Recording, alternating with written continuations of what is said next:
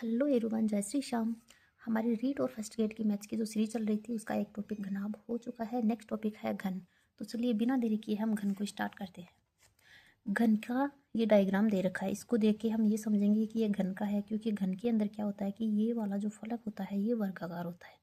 तो घन में 6 फलक होते हैं और प्रत्येक फलक वर्गाकार होता है।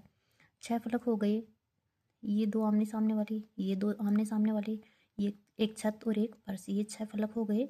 और ये क्या होते हैं? वर्गाकार होते हैं। तो ये घन की विशेषता है, अगर वर्गाकार फलक है तो ये घन है, और आयताकार फलक हो जाएंगे तो ये घनाभ हो जाएगा।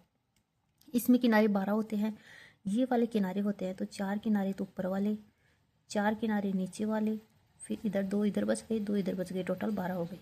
और कोने, घन में कोने 8 होते हैं, ये वाले कोने होते हैं तो 4 तो ऊपर वाले कोने हो गए और 4 नीचे वाले कोने हो गए, तो घन में टोटल 8 कोने होते हैं। और घन का विकर्ण, ये क्वेश्चन एग्जाम में आया हुआ है कि घन में विकर्ण कितने होते हैं। तो घन का विकर्ण, घन के अंदर 4 विकर्ण होते हैं। ये जो आकृति दे रखी है इसमें इस कोने से लेके इस कोने वाली जो रेखा होती है ना, ये विकर्ण कहलाती है। तो इस डायग्राम में इस टाइप से हम मिलाएंगे तो इस प्रकार से 4 विकर्ण बनेंगे घन में। तो हमें याद रखना है कि घन में 4 विकर्ण होते हैं। अब आते हैं घन के सूत्र। ये जो सूत्र होते हैं इनके अलावा घन में कोई सूत्र नहीं है और इन्हीं से क्वेश्चन आते हैं। ये सूत्र अगर हमें याद है हमें तो हम सारे क्वेश्चन बहुत ही आसानी से कर पाएंगे। तो सबसे पहले ये घन का संपूर्ण पृष्ठीय क्षेत्रफल। घन का संपूर्ण पृष्ठीय क्षेत्रफल होता है 6 गुणा भुजा स्क्वायर। भुजा को हम ए से डिनोट करें तो 6 गुणा ए स्क्वायर लिख सकते हैं। और ए स्क्वायर क्या होता है? वर्ग का क्षेत्रफल होता है। ए स्क्वायर का मतलब भुजा स्क्वायर वर्ग का क्षेत्रफल होता है, तो हम इसको 6 गुणा वर्ग का क्षेत्रफल भी लिख सकते हैं। तो हमें ये सूत्र याद रखना है कि संपूर्ण पृष्ठीय क्षेत्रफल होता है घन का 6 गुणा भुजा स्क्वायर। अब आता है घन का आयतन।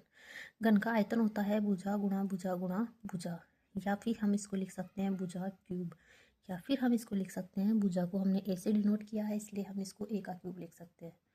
तो घन का संपूर्ण पृष्ठीय क्षेत्रफल हो गया, घन का आयतन हो गया। अब आता है घन का विकर्ण। घन का विकर्ण होता है √3 गुणा भुजा। भुजा को हमने ए से डिनोट किया है इसलिए हम इसको लिखेंगे √3 इंटू ए। इस प्रकार से ये फॉर्मूले हमें बिल्कुल याद होने चाहिए, तभी हम इनके क्वेश्चंस कर पाएंगे। देखना कैसे क्वेश्चन आते हैं एग्जाम में। पहला क्वेश्चन दे रखा है, अगर आप कुछ समझ में आ रहा है तो आप इस क्वेश्चन को बिना देखे करें और इसका आंसर कमेंट बॉक्स में ज़रूर लिखें। और फिर अगर समझ में नहीं आता है, आपसे नहीं हो पा रहा है, तो आप समझ सकते हो। एक घन की भुजा का मान 6 सेंटीमीटर है, तो इसका संपूर्ण पृष्ठीय क्षेत्रफल व आयतन व विकर्ण बताइए। तो ये तो सीधा सीधा क्वेश्चन ही है कि भुजा का मान दे दिया और आयतन, क्षेत्रफल, विकर्ण सब कुछ पूछ लिया, तो हमें सूत्र याद है तो हम इसको आसानी से कर पाएंगे। तो सबसे पहले हमें दे रखा है घन की भुजा। भुजा को हमने ऐसे डिनोट कर दिया, ये दे रखी है 6 सेंटीमीटर। अब होता है घन का संपूर्ण पृष्ठीय क्षेत्रफल। सबसे पहले संपूर्ण पृष्ठीय क्षेत्रफल पूछा है, तो घन का संपूर्ण पृष्ठीय क्षेत्रफल होता है 6 गुणा भुजा स्क्वायर। 6 तो अपनी जगह है ही और भुजा की जगह हमने 6 सेंटीमीटर लिख दिया, तो 6 गुणा 6 का स्क्वायर। अब ये देख लिए गुणा में संख्या है, एक स्क्वायर है, एक किसी संख्या कोई घात नहीं होती, इसका मतलब उसके ऊपर एक घात होती है। तो हम इसको 6 की घात 3 लिख सकते हैं, क्योंकि 2 तो ये वाली और एक ये वाली, तो 6 क्यूब हो गया। 6 का क्यूब होता है 216 सेंटीमीटर स्क्वायर। क्षेत्रफल है तो स्क्वायर लगाएंगे। अब आता है आयतन। घन का आयतन होता है भुजा क्यूब। भुजा क्यूब होता है, भुजा 6 सेंटीमीटर दे रखी है, तो 6 का क्यूब हुई 216 सेंटीमीटर क्यूब आ जाएगा। आयतन को क्यूब से डिनोट करते हैं। फिर आता है घन का विकर्ण। घन का विकर्ण होता है √3 इंटू भुजा। √3 की जगह √3 और भुजा दे रखी है 6 सेंटीमीटर, तो हमने इसको 6 √3 सेंटीमीटर लिख दिया। इस प्रकार से हम इन क्वेश्चन को सोल्व कर सकते हैं। ये तो चलो इजी था, मान दे दिया और डायरेक्ट फॉर्मूले रख के हमें आंसर निकालना था, लेकिन थोड़े टफ टाइप के क्वेश्चंस भी आते हैं। इस टाइप के क्वेश्चन थोड़े घुमा फिरा के एग्जाम में ज़्यादा पूछे जाते हैं। कि जैसे ये क्वेश्चन है, अगर आप खुद से सोल्व करना चाहते हो तो पहले इसको सोल्व करो, फिर इसका आंसर कमेंट बॉक्स में लिखो कि आपका आंसर सही है या नहीं है, और फिर उसके बाद में आप समझो, मिलाओ कि आपने जो किया वो सही किया या नहीं किया। एक घन का संपूर्ण पृष्ठीय क्षेत्रफल 150 सेंटीमीटर स्क्वायर है। जैसे जैसे क्वेश्चन में दे रखा है वैसे वैसे लिखते जाओ, अपने आप क्वेश्चन हो जाएगा। देखना, घन का संपूर्ण पृष्ठीय क्षेत्रफल 150 सेंटीमीटर स्क्वायर दे रखा है, तो घन का आयतन बताओ। आयतन पूछा है और संपूर्ण पृष्ठीय क्षेत्रफल दे रखा है, तो हमने भी घन का संपूर्ण पृष्ठीय क्षेत्रफल लिख लिया, 150 सेंटीमीटर स्क्वायर दे रखा है जो लिख लिया। अब देखना, क्योंकि घन का संपूर्ण पृष्ठीय क्षेत्रफल होता है उसका फॉर्मूला होता है 6 गुणा भुजा स्क्वायर, तो हमने 6 गुणा भुजा स्क्वायर लिख लिया, बराबर में हमने 150 लिख लिया। अब इसको काटेंगे तो 3 के पहाड़े से ये तो 2 बार कट गया और ये 50 बार कट गया। अब 2 के पहाड़े से ये 25 बार कट गया। इसका मतलब भुजा स्क्वायर का मान आ गया 25। भुजा स्क्वायर बराबर 25 है तो भुजा बराबर हो जाएगा √25। √25 का मान होता है 5, तो भुजा आ गई 5 सेंटीमीटर। हमारे पास भुजा 5 सेंटीमीटर आ गई तो हम आयतन आसानी से निकाल सकते हैं, क्योंकि आयतन का फॉर्मूला होता है, घन का आयतन होता है भुजा क्यूब। तो जो भुजा का मान दे रखा है उसको 3 बार लिख के गुणा कर दो तो भुजा क्यूब हो जाएगा। तो भुजा गुणा भुजा गुणा भुजा 5 गुणा 5 गुणा 5 हो जाएगा 125 सेंटीमीटर क्यूब। तो इस प्रकार से हम इन क्वेश्चंस को कर सकते हैं। अब नेक्स्ट क्वेश्चन है, पहले आप इस क्वेश्चन को पढ़ो, समझो और खुद से करके ये देखो कि आपका आंसर कौन सा आ रहा है। फिर आपसे अगर नहीं होता है तो आप इसको समझो और कमेंट बॉक्स में इसका आंसर ज़रूर लिखना कि आपका आंसर क्या आया, या सही आया या नहीं आया। अब देखना, किसी घन के विकर्ण की लंबाई 6 सेंटीमीटर है। घन का जो विकर्ण है उसकी लंबाई 6 सेंटीमीटर दे रखी है और घन का आयतन कितना है। अब देखना मेरे साथ साथ इसको देखते जाना कैसे हम इसको सोल्व करते हैं। क्वेश्चन में इस प्रकार के जो क्वेश्चन होते हैं उनमें सबसे पहले ये देखते हैं, जो दे रखा है ना वो लिख लो। तो घन का विकर्ण दे रखा है, हमें जो दे रखा है हम सबसे पहले वो लिखेंगे। तो घन का विकर्ण हमें दे रखा है, घन का विकर्ण होता है 6 सेंटीमीटर हो गया। जो दे रखा है वही लिखा है, देखो कुछ भी नहीं किया। स्टेप बाय स्टेप अगर करते जाओगे तो आसानी से हम इसको कर पाएंगे। बस एक बार क्वेश्चन को पढ़ के डरना नहीं है कि हम इसको कैसे करेंगे, स्टेप बाय स्टेप करो, अपने आप होता जाएगा। तो घन का विकर्ण 6 सेंटीमीटर हमने लिख लिया। अब हम घन के विकर्ण का फॉर्मूला जानते हैं। घन का विकर्ण होता है √3 गुणा भुजा। भुजा को हमने ऐसे लिख दिया, बराबर हो गया 6। हमें आयतन पूछा है तो हम यहाँ से भुजा निकालेंगे, तो आयतन आसानी से निकाल लेंगे क्योंकि आयतन के फॉर्मूले में भुजा चाहिए और भुजा आ जाएगी तो हम फॉर्मूले में भुजा का मान रख लेंगे तो आयतन आ जाएगा। तो यहाँ से ए का मान कैसे निकालेंगे, देखना 6 अपनी जगह है और जो संख्या गुणा में होती है वो दूसरी साइड भाग में चली जाती है। तो ये लो हमने इसको भाग में भेज दिया। अब इस टाइप के क्वेश्चन को ध्यान से देखना, क्योंकि हर में अगर अंडर रूट की संख्या है तो सबसे पहले हम इसका परिमेयकरण करते हैं।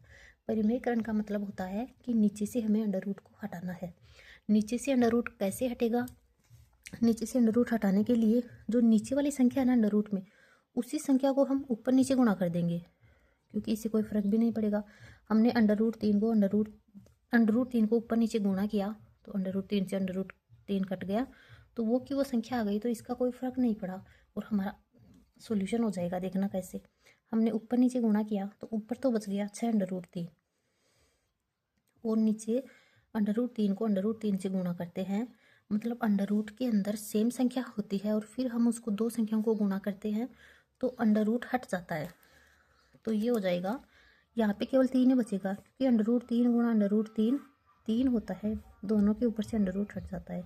या हम इसको आसान भाषा में समझना चाहिए, अंडर रूट का मतलब 1/2 घात होती है, 1/2 का मतलब आधा हो गया, आधी घात इसकी आधी घात इसकी, तो आधा आधा 1 हो गया, तो 3 की घात 1 ही तो है। ये किसी भी संख्या के ऊपर हम घात नहीं लिखते हैं, इसका मतलब 1 होती है। तो हम इसको और आसानी से ऐसे भी समझ सकते हैं। अब 3 से ये 6 कितनी बार कटेगा, 2 बार कटेगा, तो हमारी वैल्यू आ गई 2√3। इसका मतलब 1 का मान हमारे पास आ गया 2√3, भुजा 2√3 आ गई। अब प्रश्न में हमें भुजा नहीं पूछी है, क्वेश्चन में हमें पूछा है घन का आयतन। तो हम जानते हैं कि घन का आयतन होता है भुजा क्यूब। घन का आयतन भुजा क्यूब होता है, तो जो भुजा का फॉर्मूला हम जो मान आया है हमारे पास वो इसमें हम लिख देंगे। भुजा क्यूब का मतलब हम भुजा को 3 बार लिख के गुणा करते हैं, तो जो भुजा का मान है उसको हम 3 बार लिख के गुणा कर देंगे। 2√3 इंटू 2√3 इंटू 2√3। अब 2 को गुणा करो, देखो पहले 2 को गुणा कर लेते हैं, 2 दूनी 4, 4 दूनी 8, 8 आ गया। अब √3 को गुणा करेंगे तो √3 को √3 से गुणा करेंगे तो 3 आ जाएगा, जो पहले हमने किया था ना। 2 अंडर रूट की संख्याओं को गुणा करेंगे तो अंडर रूट हट जाएगा, सेम संख्याओं को अंदर वाली संख्या बच जाएगी, तो ये 3 बच गया और ये अंडर रूट अपनी जगह है। अब देखना 8 को 3 से गुणा किया, 8 3 24 √3 सेंटीमीटर क्यूब, ये हमारा आंसर हो गया।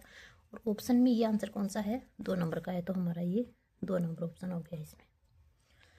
इस प्रकार से हम इन क्वेश्चन को बहुत ही आसानी से कर सकते हैं। अब देखना नेक्स्ट क्वेश्चन ये दे रखा है हमें, इसी टाइप का क्वेश्चन है, बस थोड़ा सा अलग है। उसमें आयतन पूछा था, इसमें क्षेत्रफल पूछ लिया। फॉर्मूले से आसानी से हो जाएगा। तो पहले तो आप खुद से इस क्वेश्चन को हल करो और जो आंसर आता है वो कमेंट बॉक्स में लिख के बताओ, और फिर हम इसको समझेंगे। इस प्रकार के क्वेश्चन को सोल्व करने के लिए सबसे पहले वही करेंगे कि जो क्वेश्चन में दे रखा है ना वो लिखते जाओ, अपने आप समझ में आने लग जाएगा। घन के विकर्ण की लंबाई, मतलब घन का विकर्ण। घन का विकर्ण हमें क्वेश्चन में क्या दे रखा है? घन का विकर्ण दे रखा है 9√3। ठीक है, और हम क्या जानते हैं घन का विकर्ण क्या होता है? हम जानते हैं कि घन का विकर्ण होता है √3 गुणा भुजा। जो दे रखा है वो वही लिखा है हमने, ये लिख दिया। बस सोल्व करते जाओ, देखना इधर भी √3 है, इधर भी √3 है, दोनों के बीच में बराबर का साइन है, दोनों ही साइड संख्याएं गुणा में है, तो हम इनको आसानी से काट सकते हैं। तो √3 से √3 कट गया, हमारे पास बचा ए का मान 9। ये क्या है? हमारी भुजा है, तो भुजा का मान 9 आ गया। तो हमारे पास भुजा आ गई, तो हम इसका संपूर्ण पृष्ठीय क्षेत्रफल आसानी से निकाल सकते हैं। तो इसका घन का संपूर्ण पृष्ठीय क्षेत्रफल, तो घन का संपूर्ण पृष्ठीय क्षेत्रफल क्या होता है? घन का संपूर्ण पृष्ठीय क्षेत्रफल होता है, कमेंट बॉक्स में लिख के बताओ देखिए क्या होता है, क्योंकि आप जितना लिखोगे ना उतने ही ये याद होंगे। इनका याद करने का बस रटना नहीं है ये कि हम लेके बैठ गए रटने लगे, बिल्कुल याद नहीं होगा। कमेंट में लिखते जाओ या फिर आप कॉपी में जैसे टाइम मिले वैसे लिखते जाओ, बार बार लिखने से अपने आप याद हो जाएगा। और अगर आप कमेंट में बार बार हर क्वेश्चन के साथ फॉर्मूला लिखने लग जाओगे तो वैसे याद हो जाएंगे। तो घन का संपूर्ण पृष्ठीय क्षेत्रफल होता है 6 गुणा भुजा स्क्वायर। बार बार लिखना ही बस याद करने का फंडा है इनका, और कुछ भी नहीं है। भुजा कितनी है? 9 दे रखी है, 9 का स्क्वायर करेंगे तो 9 × 9। पूरा खोल के बता रही हूँ कि हमें अच्छे से समझ में आ जाए। वैसे अगर साइंस वाले देख रहे होंगे तो ये लगेगा बोरिंग सा लगेगा, यार इतनी जल्दी तो मैं खुद ही कर लूँ इससे अच्छा तो।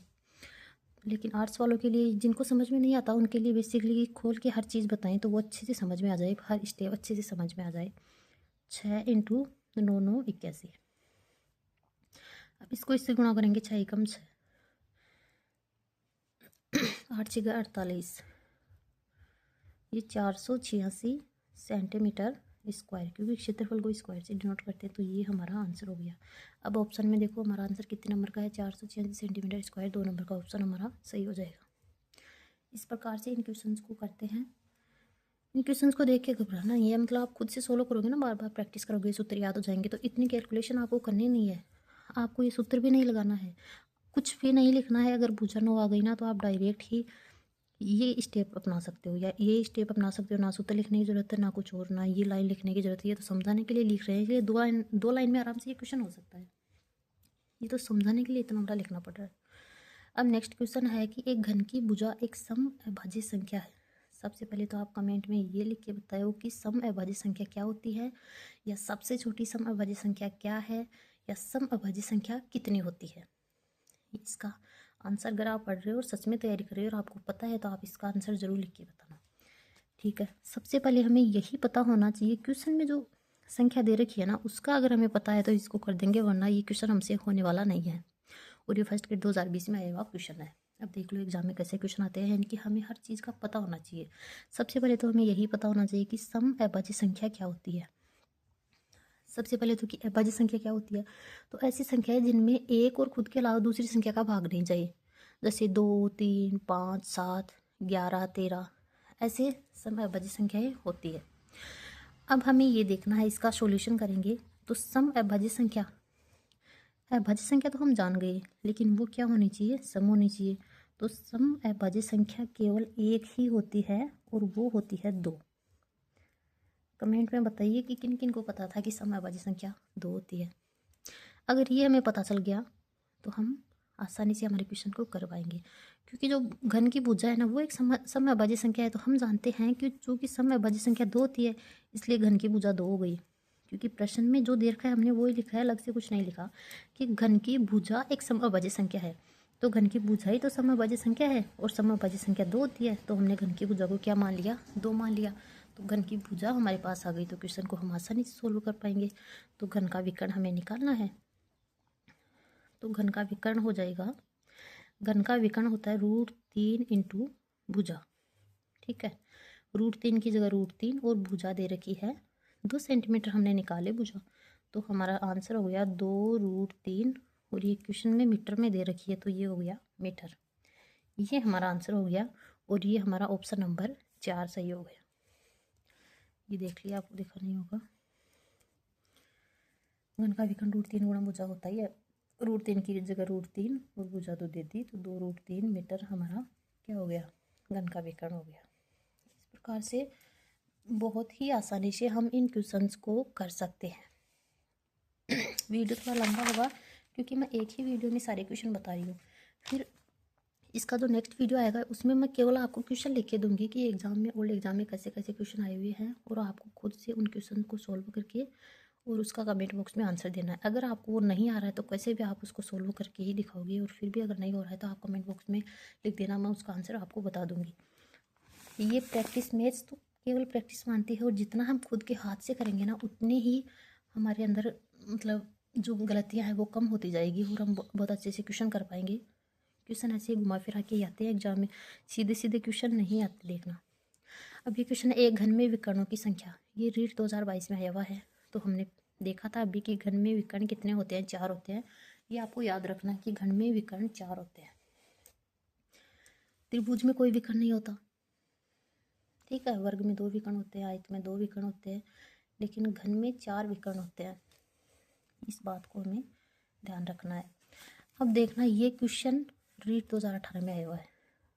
इस प्रकार के क्वेश्चन एग्जाम में आते हैं। एग्जाम में थोड़ा लेंथी टाइप के क्वेश्चन आते हैं कि हमें 2-3 फॉर्मूले लगाने पड़ेंगे, और थोड़ा कैलकुलेशन वाला होता है। इसमें जो ज्योमेट्री है ना, इसमें कैलकुलेशन का पोर्शन ज़्यादा है, फॉर्मूले भी याद, और इसमें कोई शॉर्ट ट्रिक नहीं चलती।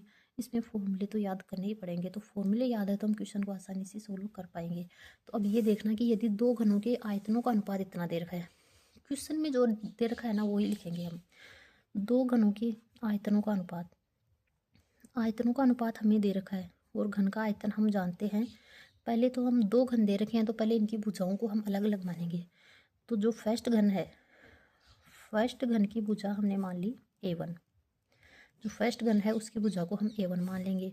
और जो सेकंड घन है, सेकंड घन की जो भुजा है उसको हम A2 मान लेंगे, ठीक है। एकदम तरीके से शुरू से और स्टेप बाय स्टेप मैं आपको समझाने की कोशिश कर रही हूँ कि आप फर्स्ट बार देख रहे हैं या फिर आप आर्ट्स बैकग्राउंड से हैं तो आप इनको बहुत अच्छे से समझ पाओ, ठीक है। 2 गुणों की बात हो रही है, तो हमने दोनों गुणों की जो भुजाएं हैं उनको A1 और A2 मान लिया है। अब देखना, 2 घनों के आयतनों का अनुपात इतना दे रखा है, तो हम जानते हैं कि घन का आयतन, चूँकि जो घन का आयतन होता है वो क्या होता है, घन का आयतन भुजा क्यूब होता है, ठीक है। तो हम दोनों के आयतनों का अनुपात क्वेश्चन में दे रखा है, तो हम फर्स्ट घन का आयतन और सेकंड घन का आयतन, ये तो आयतन का सूत्र सभी के लिए होता है, लेकिन फर्स्ट और सेकंड को हमने A1 A2 माना है, तो फर्स्ट का आयतन, फर्स्ट क्या है, घन है, फर्स्ट का आयतन बटे सेकंड का आयतन, ये अनुपात के रूप में प्रश्न में दे रखा है, इसलिए हम ऐसा लिख रहे हैं।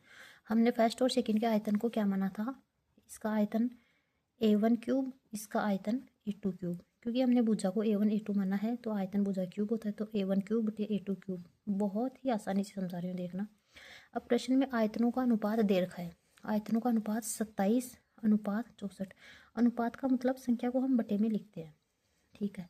अब इसको सोल्व कैसे करेंगे, यहाँ से हमें भुजा निकालनी है, भुजा आ जाएगी तो हम इनके क्षेत्रफल का अनुपात आसानी से निकाल पाएंगे। अब देखना, एक साइड क्यूब दे रखा है, तो इसको भी हम क्यूब के रूप में लिख सकते हैं, A क्यूब बटे A1 क्यूब बटे A2 क्यूब हमें दे रखा है। अब इधर देखना, 3 का क्यूब, और इसको हम लिख सकते हैं 4 का क्यूब, क्योंकि 4 का क्यूब 64 होता है, 3 का क्यूब 27 होता है। अब देखो, सेम पोर्शन हो गया, इधर भी क्यूब है इधर भी क्यूब है, या और आसानी से हम इसको समझना चाहे तो हम इसको लिख सकते हैं A1 बटे A2 का होल क्यूब। इस क्यूब को खोल के भी लिख सकते हैं, ऐसे भी लिख सकते हैं। इधर वाले को लिख सकते हैं हम 3/4 का होल क्यूब। अब देखना, दोनों साइड संख्याएं बराबर में होती है ना, तो जो सेम कंडीशन होती है वो कट जाती है। इधर घात 3 है इधर घात 3 है, तो आपस में कट गई। अगर इधर 2 घात होती इधर 2 घात होती, वो भी आपस में कट जाती। इधर गुणा में कोई संख्या सेम होती इधर गुणा में कोई संख्या सेम होती, वो भी कट जाती। तो इस प्रकार से हम इस संख्याओं को काट सकते हैं। तो यहाँ से आ गया A1 बटे A2 बराबर आ गया 3/4। इसका मतलब A1 भुजा यानी कि जो पहला घन है उसकी भुजा आ गई 3, जो दूसरा घन है उसकी भुजा आ गई 4। तो हमारे पास भुजाएं दोनों घनों की आ चुकी है। अब क्वेश्चन में हमें क्या पूछा है, पृष्ठ क्षेत्रफलों का अनुपात क्या है। तो हम जानते हैं कि घन का क्षेत्रफलों का अनुपात पूछा है तो बटे में ही लिख देते हैं सीधा ही। तो फर्स्ट घन का क्षेत्रफल बटे सेकंड घन का क्षेत्रफल, दोनों घनों का अनुपात पूछा है तो हमने बटे में लिख लिया। अब घन का क्षेत्रफल क्या होता है, भुजा स्क्वायर होता है, मतलब इसकी भुजा ए है तो A1 स्क्वायर, इसकी भुजा A2 है तो A2 स्क्वायर। इस प्रकार से हमने जैसे जैसे क्वेश्चन में दे रखा है वैसे वैसे ही किया है, खुद से कोई अलग नहीं जोड़ा है। अब A1 का मान हमारे पास कितना है, 3 है तो 3 का स्क्वायर, बटे A2 का मान हमारे पास कितना आया, 4 आया तो 4 का स्क्वायर। अब इसको खोल के लिख देंगे, 3 का स्क्वायर होता है 9, 4 का स्क्वायर होता है 16, तो हम इसको अनुपात के रूप में लिखेंगे तो 9:16, ये हमारा आंसर हो गया। अब देखो कितनी कैलकुलेशन करनी पड़ी है, लेकिन जब हम खुद से करते हैं एग्ज़ाम ओरिएंटेड हम इसको करेंगे तो हमें ये लैंग्वेज वगैरह लिखने की ज़रूरत नहीं होगी और ना ही इतनी सारी स्टेप लिखने की ज़रूरत होगी। हम बहुत ही 2-3 स्टेप में ही इस क्वेश्चन को कर पाएंगे। अब एक क्वेश्चन आपके लिए है, ये क्वेश्चन आपको करके इसका आंसर कमेंट बॉक्स में देना है। नेक्स्ट क्लास में मैं इसका सॉल्यूशन बताऊंगी कि एक घन एवं उसके अंदर पूर्णतः फिट हो जाने वाले गोले के आयतनों का अनुपात क्या होगा। घन और गोला है, उसका आयतन का अनुपात पूछा है और घन के अंदर उस गोले को फिट किया गया है। अगर आप सच में तैयारी कर रहे हैं और आपको कुछ समझ में आ रहा है या पहले से तैयारी की हुई है तो आप इस क्वेश्चन का आंसर ज़रूर कमेंट बॉक्स में लिख के बताओगे, और ये LDC 2014 में आया हुआ क्वेश्चन है। तो मिलते हैं नेक्स्ट वीडियो में, तब तक के लिए जय हिंद जय भारत। और अगर आप हमारे चैनल पर फर्स्ट बार विजिट कर रहे हैं तो हमारे चैनल को सब्सक्राइब कीजिए, क्योंकि मैं मैथ्स को बहुत ही इजी वे में आपको पूरी मैथ्स पढ़ाऊँगी। और इसी चैनल के ऊपर मैं 6वीं से 10वीं तक की जो राजस्थान अध्ययन की बुक्स है वो भी स्टार्ट करने जा रही हूँ। तो आप हमारे चैनल से बिल्कुल जुड़िए और आपको ज़रूर बेनिफिट मिलेगा। जय हिंद।